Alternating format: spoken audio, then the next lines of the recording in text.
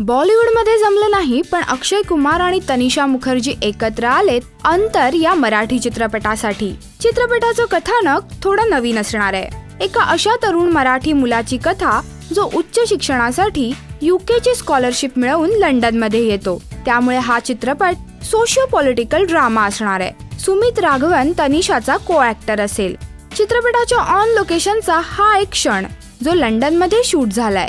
यात तनिषा लाल रंगाची साडी नेसून नाच करताना दिसते आणि चित्रपटाचं काही चित्रीकरण पूर्ण होईल पुण्यात। या चित्रपटाची आणखी एक खासियत अशी की चित्रपटाचं संगीत कंपोज करणारे अपेक्षा दांडेकर, अनुषा दांडेकरची बहीण।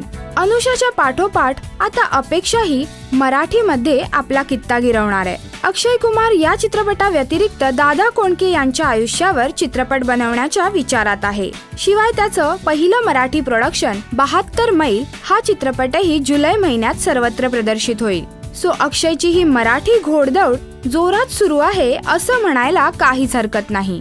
राजश्री मराठी करिता श्वेतांबरा सावंत। हाय, मी साई ताम्हनकर आणि तुम्ही पाहतात राजश्री मराठी।